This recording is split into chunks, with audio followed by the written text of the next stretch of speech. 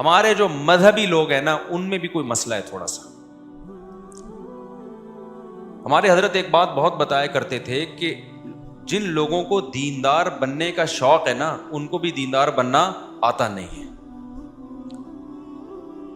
دیندار بننا آتا نہیں ہے. دیکھو اسلام اور مذہب اور دین نام ہے قرآن اور سنت کو فالو کرنے کا, پیغمبر کی تعلیمات کو فالو کرنے کا. آپ کے مزاج کو فالو کرنا اس کو اسلام نہیں کہتے. ہمارے یہاں کچھ چیزیں لوگوں میں مشہور ہو گئی ہیں. جب حضرت مولانا طارق جمیل صاحب کے بیٹے کی حادثاتی موت ہوئی نا تو کچھ چیزیں اس وقت بھی میرے سامنے آئیں.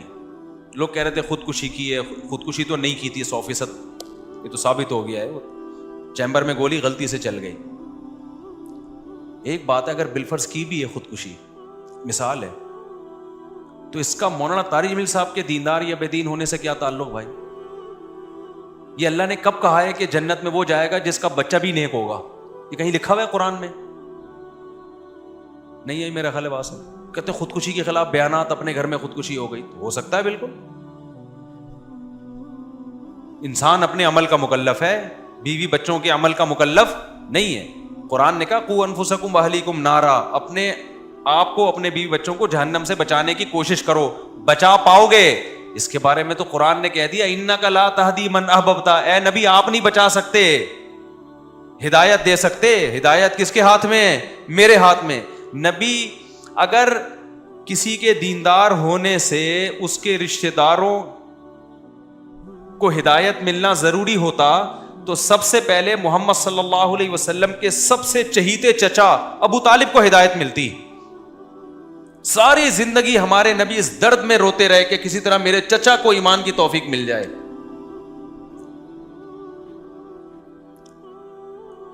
نوح علیہ الصلوۃ والسلام نے 950 سال تبلیغ کی ہے, بیٹا کافر ہو کے مرا ہے. کیا کوئی نوح علیہ السلام, ہمارے لوگ ہوتے وہاں پہ, ہم کہتے لو دنیا کو تبلیغ ہو رہی ہے, اپنے گھر کی فکر نہیں. نوح علیہ السلام کی بیوی بھی کافر, لو دنیا کو سمجھا رہے ہیں, اپنی بیگم کو دوپٹہ نہیں پہنا سکتے. یہ آج کل باتیں مارکیٹ میں کیا کر رہی ہیں.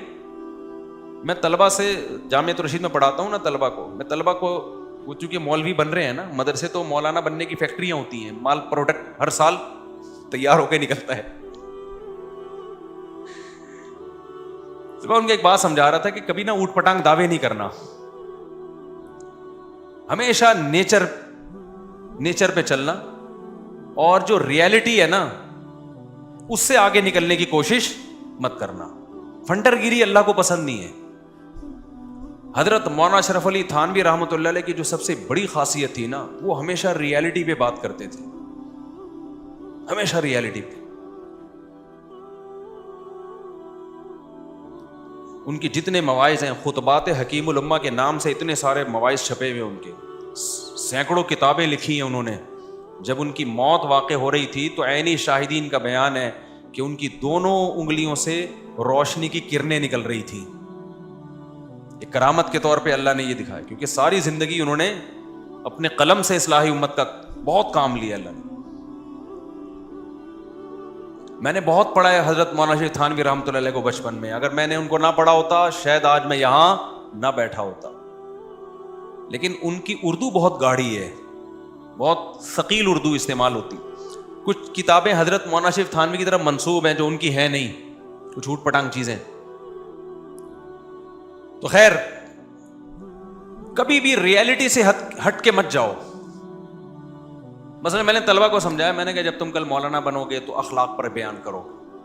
اچھے اخلاق وہ ہوتے ہیں انسان غصہ نہ کرے, ہر ایک سے تمیز سے بات کرے, نیک لوگوں کے گھر میں ہمیشہ محبتیں ہوتی ہیں, کبھی جھگڑے نہیں ہوتے. یہ ہمارے واعظین بیان کر رہے ہوتے ہیں. پتہ چلا آپ کے گھر میں ہو گیا پھڈا, لوگ کہیں گے دیکھو بھائی محبتوں پہ بیان ہوتے ہیں, اپنے گھر سے چیخنے چلانے کی آوازیں آ رہی. ہمیشہ بیان یہ ہوتا ہے طلاق بہت بری چیز ہے, عزت دار لوگوں کا کام نہیں ہے. لو حضرت جی کی اپنی بیگم کو کیا ہو گئی, ڈیورس ہو, لو بھائی. ہمیشہ بیان ہوتا ہے کاؤنسلنگ, ہم گھروں کو جوڑتے ہیں, جوڑنے میں ثواب ملتا ہے. لو اپنا گھر بچا نہیں سکے, دوسروں کی کیا کر رہے ہیں, کاؤنسلنگ کر کے گھروں کو جوڑ رہے ہیں. میں نے کہا یہ پھینکو ہی نہیں, بولو بھائی ہم گھر جوڑنے کی کوشش کرتے ہیں, جوڑنا ہمارے ہاتھ میں, اپنا نہیں جوڑ سکتے, کیونکہ تالی دونوں ہاتھوں سے بجتی ہے بھائی. اچھا, نیک لوگوں کو بیوی ہمیشہ نیک ملتی ہے, اچھی عورتوں کو ہمیشہ بندہ اچھا ملتا ہے, کہیں بھی نہیں لکھا ہوا ہے نا قرآن میں نہ حدیث. بعض دفعہ بڑے نیک ہوتے ہیں فراڈن مل جاتی ہے, بعض دفعہ ایک عالمہ پاکیزہ پردے دار ہوتی ہے, بندہ 2 نمبر مل جاتا ہے اس کو. یہ سب کچھ ہوتا ہے, استخاروں کی پیداوار ایسی ہی ہوتی ہے. یہ جو آج کل خلاف سنت استخارے نکال رہے ہیں نا, استخارہ نکالا اور یہ والا رشتہ نکل آیا, تو پھر وہ چرسی نکلتا ہے اس میں, کیونکہ آپ شریعت سے آگے. شریعت نے کب کہا استخارہ نکال کے شادی کرو بھائی؟ شریعت نے کہا مشورے کرو, لوگوں سے اس کی تحقیق کرو. فردی چیزیں بنائی ہوئی ہیں. ایک خاتون نے کہا میرا ایک رشتہ آیا ہوا ہے, اور میں نے کہا بھائی وہ آپ کے ابا نے اس کی تحقیق کی ہے, اس کے دوستوں سے اس کے ساتھ سفر کیا, یا اس کی پوری انکوائری کی ہے؟ نہیں, میں نماز پڑھتی ہوں, تہجد پڑھتی ہوں, مجھے یقین ہے اللہ میرے ساتھ غلط نہیں کر سکتا, مجھے یقین ہے میرا اللہ میرے ساتھ ہے, میں اللہ پہ توکل کروں گی. ابے کیوں بھائی, تو کیا مریخ سے آئی ہوئی ہے, کوئی الگ ٹائپ کی خاتون ہے کیا, کہ تو پہلی ہے جس نے تہجد پڑھی ہے؟ کیا تہجد گزاروں کو چرسی ہیروئن سے نہیں ملتے, 2 نمبر نہیں مل جاتے؟ اسلام نے کب کہا ہے کہ جب تم تہجد پڑھتے ہو تو جو آ جائے ہاں کر دو؟ یہ کہا اسلام نے؟ ابے یار آپ لوگ کو سمجھ میں نہیں آ رہا. اللہ میاں نے اسباب کے ساتھ دنیا کو جوڑا ہے میرے بھائی. دعا اسباب کے بعد قبول ہوتی ہے. اسباب اختیار کیے بغیر دعاؤں کو فوکس کرو گے, اس کا مطلب آپ دعاؤں میں ہی مخلص نہیں ہو. ایک آدمی کما نہیں رہا, بیٹھا بیٹھا دعائیں مانگ رہا ہے, اللہ روٹی دے دے, تو قیامت تک مانگ مانگ کے مر جائے گا, روٹی نہیں ملے گی اس کو, اٹھ کے پھوٹنا پڑے گا, جانا پڑے گا بازار میں. ایک صاحب آئے مجھے کہنے لگے میرا بیٹا کسی کام کا نہیں ہے, الحمدللہ ایسے ایسے اللہ نے ماشاءاللہ مسلمانوں کو اولادیں دی, میں اس کی شادی کر رہا ہوں شاید کچھ بن جائے. میں نے کہا اگر نہیں بنا, بے روزگار ہے, کرتا ورتا بھی الحمدللہ, بہت سارے کیسز آئے ہمارے پاس, ایک کیس نہیں ہے یہ. حالانکہ میں تو صبح شام شادیوں کی ترغیب دیتا ہوں. ان کا خیال یہ تھا میں تو بولوں گا ماشاءاللہ یار یہ ہوتا ہے باپ, بچہ کسی کام کا نہیں ہے پھر بھی 4 شادیاں کرا دی اس کی, ماشاءاللہ. میں نے ایسا نہیں کہا اس کو. میں نے کہا نہ یہ کم بخت کچھ کر رہا ہے, کوئی ہلے جلے کچھ, چلو پھر اپنی ذمہ داریاں پوری کر رہا ہو, آپ کو پتا ہے آج نہیں تو کل اپنے پاؤں پہ کھڑا ہو جائے گا یہ, تو چلو اب میں تعاون کر دیتا ہوں. اپنی ذمہ داری تو یہ پوری نہیں کر رہا, پڑا رہتا ہے پوستیوں کی طرح. بہت سے بچے ایسے ہوتے ہیں کہ نہیں ہوتے. میں نے کہا اس کی شادی نہیں کرانا, پچھتاؤ گے, اگلے کی زندگی بھی تباہ ہوگی جو آئے گی. کہہ رہے نہیں یار اللہ نے چاہا تو انشاءاللہ یہ ٹھیک ہو جائے گا نکاح کے بعد. میں نے کہا اللہ نے اگر نہیں چاہا تو پھر تجھے پتا ہے کہ اللہ کیا چاہے گا. یہ بہت لوگ بولتے ہیں اللہ نے چاہا تو ہو جائے گا. ابے اللہ نے چاہا تو ہو تو جائے گا یقینی, لیکن آپ کو یہ کیسے پتا چل گیا کہ اللہ یہ چاہے گا بھی؟ اللہ نے نہیں چاہا تو کیا ہوگا؟ تم نظر سے نظر ملاتے تو, بات کرتے نا, مسکراتے تو, اختلافات ہوتے رہتے ہیں, آنا جانا تھا, آتے جاتے تو. آگے ہے یہ ایک شعر, شاعر نے کہا ہے کہ آ بھی جاؤ کہ ہم بلاتے ہیں, تم بلاتے اور ہم نہ آتے تو. یہ شعر کا اس سے تعلق نہیں, صرف تو پہ میں نے سنا ہے. یہ جو میں نے بیان میں تو کا لفظ استعمال کیا نا, اس میں مجھے یہ شعر یاد ہے. وہ کہتے ہیں بھائی وہ بچہ جو ہے نا ماشاءاللہ وہ انشاءاللہ اللہ نے چاہا تو ہو جائے گا, اللہ پہ توکل کر رہا ہوں نکاح میں. میں نے کہا بھائی جان ایسا توکل جائز؟ بولو توکل وہ کرے گا جو محنت کر رہا ہو, اپنی ذمہ داری پوری کر رہا ہو. پھر اس میں کچھ کمی بیشی ہو رہی ہے, چلو یار میں نے اپنی ذمہ داری پوری کی, کچھ کام کون کرے گا, کچھ اللہ برکت دے دے گا. ان کی سمجھ میں نہیں آیا. بہت سے لوگوں نے ایسا کیا ہے, کر دی شادی, اس کے بعد جو بیڑا غرق ہوا ہے بہوؤں کا, وہ اور پوستی بن کے بیٹھ جاتے ہیں. کہتے ہیں اب اس چکر میں ہم کما لیتے کہ شادی ابا نے کر دی, بچے اسپیڈ سے کیا ہو رہے ہیں, اب بیان میرا نا لگا کے بچے پیدا ہو رہے ہیں. مفتی صاحب نے کہا 15, 16, 17, 18 یہ رپورٹیں چل رہی ہیں. خرچہ کس پہ آ رہا ہے؟ دادا پہ. بولے کم بخت اور پھر دادا کو یہ بھی امید نہیں ہے کہ یہ بچے بڑے ہو کر کچھ کما لیں گے. اس کو پتا ہے جیسا باپ ہے بچے بھی, پروڈکٹ بھی ویسی آئے گی مارکیٹ میں. یہ بے موقع توکل ہے, بے موقع. لوگ کر رہے ہوتے ہیں بھئی اللہ نے چاہا تو. ایک صاحب آئے, ان کا داماد ان کی بیٹی کو 30 سال سے ستا رہا ہے اور بیٹی بالکل ہو گئی پاگل, دماغی توازن ہو گیا اس کا خراب. 30 سال بعد مشورہ لینے کے لیے آئے کہ میں داماد سے ڈیورس لینا چاہ رہا ہوں, ابھی بھی مجھے کانفیڈنس اس میں اتنا کانفیڈنٹ نہیں ہوں. میں نے کہا تھوڑا اور لیٹ آ جاتے. کہہ رہے ہیں ایکچولی ہوا یہ کہ ہماری سوسائٹی میں طلاق کا رواج نہیں ہے, تو ہم نے سوچا داماد جب پتہ چلا بہت خراب ہے اور یہ ایسی حرکتیں کر رہا ہے, لڑکیوں میں انوالو ہے اور نان نفقہ نہیں دے رہا, تو ہم نے کہا بھائی ہم اللہ سے دعا مانگتے ہیں, بڑے بڑے پتھر دل اللہ دعاؤں کے ذریعے سے چینج کر دیتا ہے, تو ہم اللہ پہ اعتماد کرتے ہیں. بیٹی کو بھی ہم نے سمجھایا, ہم نے دعا مانگتے رہے, پھر یہ کیا, پھر یہ وظیفہ پڑھا, پھر یہ پڑھی, پھر ہمیں لگا کہ نہیں یہ ٹھیک نہیں ہوگا, لیکن پھر ہمیں خیال آیا کہ اللہ کے یہاں دیر اندھیر نہیں ہے, اور بالآخر بیٹی کا ہو گیا بیڑا, دماغ ہی خراب ہو گیا اس کا. بھائی جان اللہ میاں کے ہاں دیر ہے اندھیر نہیں ہے, 100% درست. اس کا یہ مطلب نہیں ہے جو آپ سمجھ رہے ہو. اس کا مطلب یہ ہے کہ جب حدود اللہ پہ قائم رہنا ممکن نہ ہو, قرآن میں اللہ نے کہا ہے کہ علیحدگی اختیار کرو. جس اللہ نے یہ کہا کہ اللہ کے یہاں دیر ہے اندھیر نہیں, اسی اللہ نے یہ بھی تو کہا ہے نا کہ جب حدود اللہ پہ قائم رہنا ممکن نہ ہو تو کیا کر لو, وہیں یتفرقا یغنی اللہ کلا من سعتہ. علیحدگی اختیار کرو گے اللہ دونوں کو غنی کر دے گا, ٹینشن نہ لو اس کی. طلاق بری چیز ہے لیکن ایسی شدید مجبوری میں تو اچھی چیز ہے, یہ بھی تو اللہ نے ہی کہا ہے. پھر جب آپ علیحدگی کا سوچتے, پھر آپ کو خیال آتا دوبارہ شادی کیسے ہوگی, تو پھر سوچتے کہ اللہ کے یہاں دیر ہے اندھیر نہیں ہے. یہ اس موقع پہ سوچنے کا جملہ تھا. یہ علماء نے لکھا ہے بعض صورتوں میں ڈیورس واجب ہے, طلاق نہیں دیتا کوئی یا نہیں لیتی عورت تو گناہگار ہوگی. ایسا نہ ہو کہ فری میں بلا وجہ یہ کام شروع کر دیں. جب یہ کنڈیشن ہو کہ مار دھاڑ سے ایک دوسرے کا سر پھاڑ رہے ہو, خودکشیوں کے خیالات آ رہے ہوں, تو اسلام کیا کہتا ہے, علیحدگی اختیار کرو, چپکا کے نہیں رکھو ایک دوسرے کے ساتھ.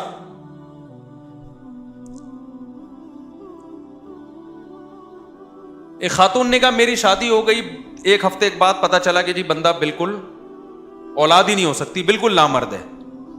میں نے صبر کیا, کیونکہ صبر کرنے والوں کے ساتھ کون ہے, اللہ ہے. اور اس صبر کا مجھے یہ صلہ ملا کہ 20-25 سال میں نے اس شوہر کے ساتھ گزارا کیا, نہ اولاد نہ کوئی ڈیزائرز پوری کر سکتا ہے وہ, لیکن اب وہ مجھے پہ شک کرنے لگا ہے کہ یہ اتنی پاک دامنی کے ساتھ میرے ساتھ رہ رہی ہے تو لگتا ہے کوئی دال میں کچھ کالا کالا ہے. کہتی مجھے یہ وفا کا صلہ ملا. میں نے کہا آپ نے جو صبر کے فضائل سنے ہوئے تھے نا وہ اس موقع کے نہیں تھے, وہ اس موقع کے ہی نہیں تھے. وہ شادی جب ایک بندے نے دھوکہ دیا ہے, آپ کو بتایا نہیں کہ اتنی بڑی بیماری ہے, پیسوں میں دھوکہ دے دے چل جاتا ہے, عمر کا دھوکہ دے دے, تھا 40 کا بتایا 30 کا, چل جائے گا. پتھر سے تھوڑی شادی ہوتی ہے, کسی دیوار سے تھوڑی شادی ہوتی ہے. نکاح کا تو بنیادی مقصد ہی اولاد ہے. اس معاملے میں جب دھوکہ دے دیا, ایک دھوکے باز کے ساتھ اب وفا کر رہی ہو آپ, بیڑا غرق کر دیا پوری زندگی اپنی, اور اب 30 سال کے بعد طلاق لے کے کہاں جائے گی وہ. یہ ہے ہمارے دینداروں کے غلط کانسیپٹ.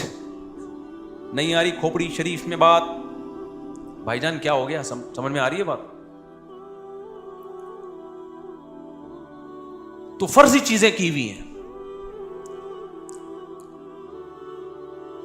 اور ایک غلط کانسیپٹ ہے, دینداروں کے پاس پیسہ اچھا نہیں لگتا لوگوں کو, یہ تو بہت بڑا مسئلہ ہے. جیسے پیسے سیکولر طبقے کی تو کھوپڑی آؤٹ ہو گئی نا پیسے سے, اس کے ہاں تو سب کچھ کیا ہے, پیسہ ہے. ایسے ہی ہمارے ہاں دینداری اور بزرگی کا معیار یہ کہ پھٹے پرانے کپڑے پہنے اور ناڑا لٹک رہا ہو اس میں سے. کیونکہ جب میں بائک پہ پھٹپٹی بائک پہ جاتا تھا, لوگ کہتے تھے حضرت کیا, حضرت کو اللہ نے مقام عطا فرمایا. اب میں ریوو میں جا رہا ہوں تو لوگ کہتے ہیں اس کو دیکھو یار بدل گیا, بندہ کیا ہو, بدل گیا. وہ بات نہیں رہی, روحانیت ختم. ریوو کا روحانیت سے کیا تعلق ہے اللہ کے بندے, یہ کون سی حدیث میں لکھا ہوا ہے.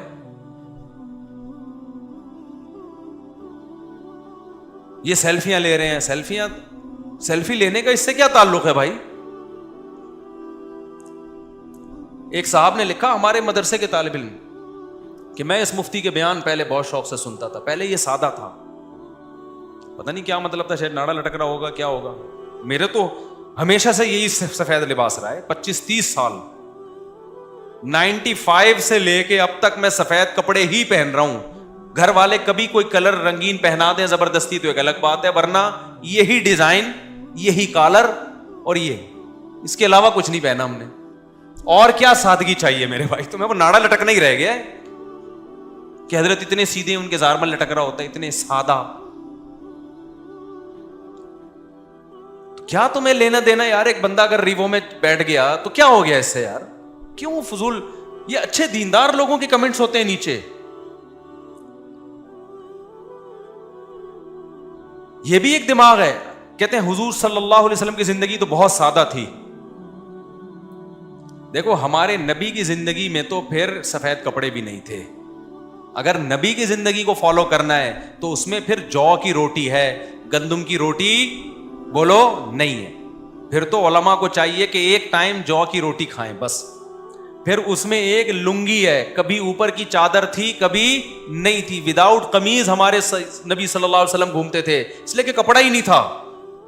پھر تو اگلا بیان میرا دھوتی پہن کے ہوگا, وداؤٹ بنیان.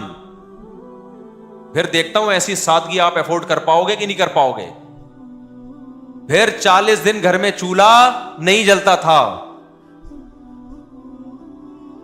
پھر یہ والی زندگی ہے 40 دن, پھر آپ بھی کبھی گھر میں ہم چولہا نہیں جلے, کوئی ٹکے گا گھر میں؟ اب تو 4 کی باتیں کر رہا ہوتا ہوں, اس کے بعد ایک بھی نہیں ہوگا گھر میں.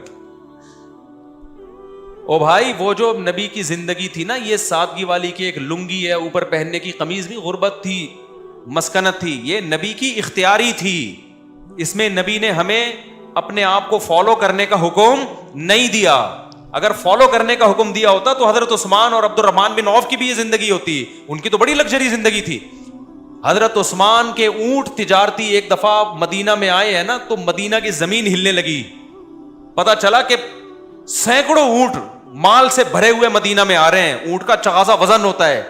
جب سینکڑوں اونٹ لدے ہوئے آ رہے ہوتے ہیں, پتا چل غبار سے اور اس کی شان و شوکت سے پتا چلا کہ کس کا تجارتی قافلہ آ رہا ہے, عثمان کا.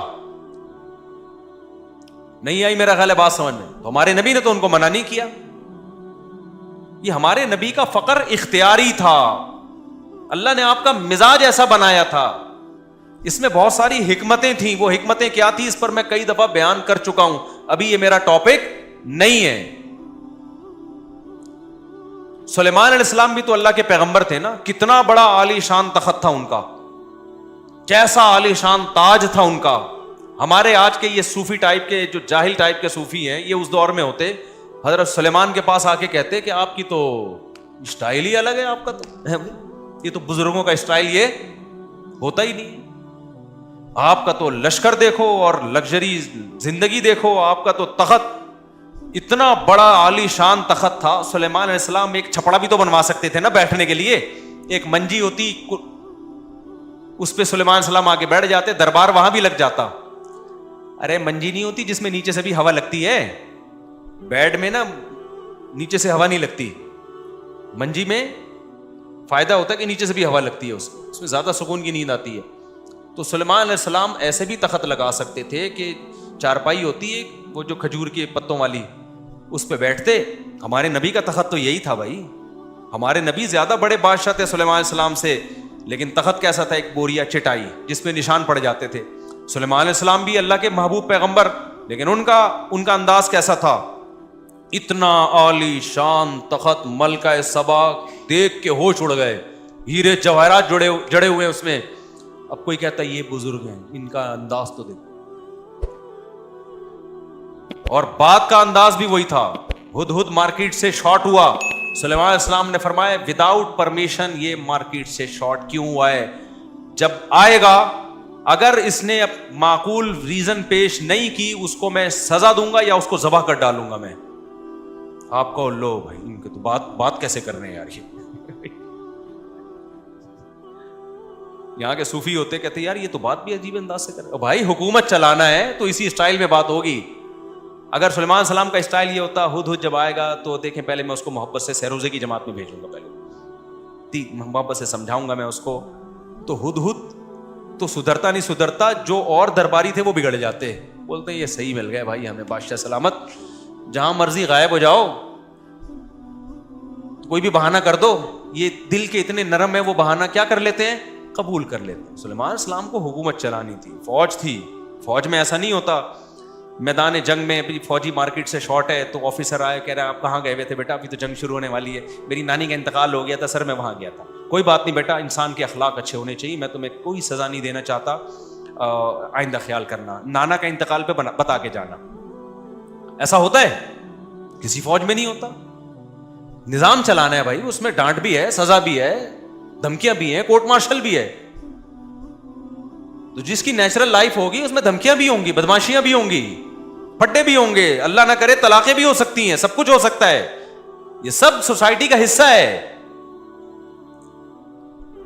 وجہ اس کی یہ کہ ہو سکتا ہے آپ صحیح ہو, سامنے والا ٹھیک نہ ہو, اور یہ بھی ہو سکتا ہے سامنے والا ٹھیک ہے, آپ ٹھیک نہ ہو. عورت بعض دفعہ بہت نیک ہوتی ہے, بندہ بہت ہی 2 نمبر آدمی ہوتا ہے, وہ طلاق لے لیتی ہے. لوگ کہتے ہیں لو بھائی عالمہ ہے, باپ پردہ ہے, مدرسوں میں ساری زندگی گزار دی اور اپنے شوہر کے ساتھ نباہ نہیں کر سکی, اب ہمیں سمجھے. او بھائی ہو سکتا ہے وہ شوہر اتنا نالائق ہو کہ وہ نباہ کے قابل ہی نہ ہو. تو یہ موضوع بڑا تھوڑا سا لمبا ہے, ابھی وقت ہمارا چونکہ ختم ہو گیا, تو جمعے کی نماز کے بعد کچھ سوالات کا سیشن بھی ہوگا, کچھ اس موضوع کو تھوڑا سا میں کمپلیٹ کروں گا. تو یہ وہ چیزیں جن کا دینداری سے کوئی تعلق بولو نہیں ہے. پھر تعلق کن چیزوں کا ہے وہ بتاؤں گا انشاءاللہ میں. آپ کہیں گے پھر ہے کن چیزوں کا تعلق, تو پھر تو ایک دنیا دار میں اور دیندار میں کوئی فرق ہی ختم ہو گیا, تو وہ فرق بتاؤں گا میں. ابھی تو میں بتا رہا ہوں کون سی چیزوں کا دین سے کوئی تعلق نہیں ہے. سمجھتے ہو کہ نہیں سمجھتے؟ تو باقی وقت چونکہ پورا ہو گیا تو انشاءاللہ جمعے کی نماز کے بعد تھوڑی دیر ہم بیٹھیں گے, آپ لوگ لائن پہ رہیے گا. یہ جو آج بیان ہوا ہے نا, تھوڑا سا میں اس کو تھوڑا سا کنٹینیو کر لوں, ورنہ پھر اس پہ ڈیٹیل میں بعد میں بات کروں گا. میں مثال دے رہا تھا مولانا طارق جمیل صاحب کی نا, کہ لوگوں نے مشہور کیا ہوا ہے کہ یہ کر دیا وہ کر دیا. تو دینداری کے لیے لوگوں نے خود سے چیزوں کو فرض کر لیا ہے, بہت ساری چیزوں کو, حالانکہ ان کا دینداری سے کوئی تعلق نہیں ہے. یہ جو میں نے اپنے بارے میں کہا کہ لوگوں کو گاڑی میں جاتا ہوا بندہ پسند نہیں آ رہا, کہ لوگ کہتے ہیں سادگی نہیں ہے, تو اپنے بارے میں رپورٹیں پیش کرنا مقصد نہیں ہے, اپنی صفائیاں پیش کرنا. مقصد یہی ہے کہ لوگوں کا جو یہ کانسیپٹ ہے نا کہ بڑی گاڑی میں گھومنا, جہاز میں سفر کرنا اور اچھے کپڑے پہننا, یہ سادگی کے خلاف ہے اور دیندار لوگ ایسے نہیں ہوتے, یہ کانسیپٹ غلط ہے. اپنی صفائیاں پیش کر کے ہم نے کیا کرنا ہے, کسی نے ہم نے کون سا کوئی وہ کیا کرنا ہے, ہم نے یعنی کوئی الیکشن میں تھوڑی کھڑے ہونا ہے میں نے کہ میں اپنی رپورٹیں پیش کروں تاکہ اگلی دفعہ مجھے ووٹ ملے. مقصد یہ بتانا ہوتا ہے کہ یہ اپنی طرف سے چیزیں لوگوں نے بنا لی ہیں, ان کا دین سے کوئی تعلق نہیں.